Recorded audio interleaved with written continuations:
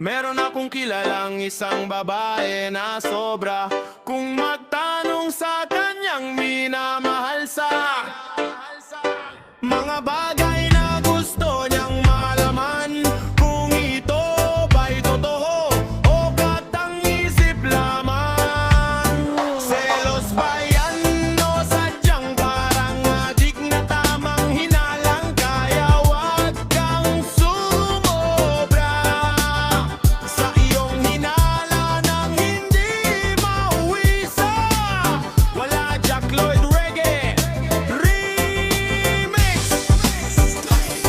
Kaya payo sa mga taong mahilig magselos, kaya wag kayong parang adik na tamang hinala lamang. Sikapin yung maging mahinahon sa pakikipag-usap sa lahat ng bagay upang maiwasan ang di pagkakaunawaan, dahil ang lahat ng bagay ay nakukuha sa mabuti at mahinahon na pamamaraan. Kaya payo ko sa lahat ng mag-partner pag-isipan Muna nang maigi bago kayo magsalita ng hindi maganda sa inyong mahal sa buhay, upang maiwasan na humantong sa hindi maganda at mauwi pa sa hiwalayan.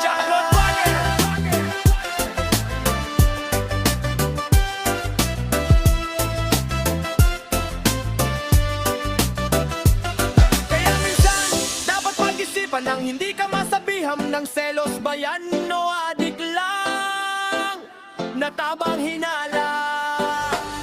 Kaya minsan, dapat pag-isipan nang hindi ka masabiham ng selos ba yan o adik lang na tabang hinala.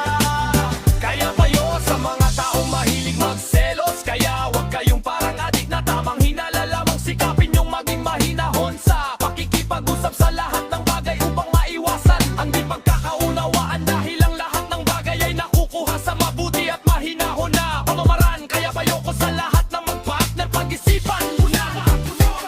Kaya payo sa mga taong mahilig magselos, kaya wag kayong parang adik na tamang hinala lamang.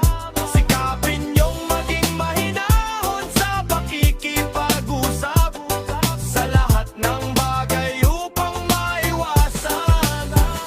Kaya payo sa mga taong mahilig magselos, kaya wag kayong parang adik na tamang hinala lamang.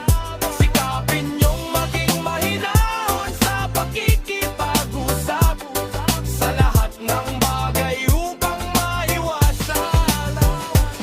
Kaya minsan, dapat pag-isipan nang hindi ka masabiham ng selos ba yan o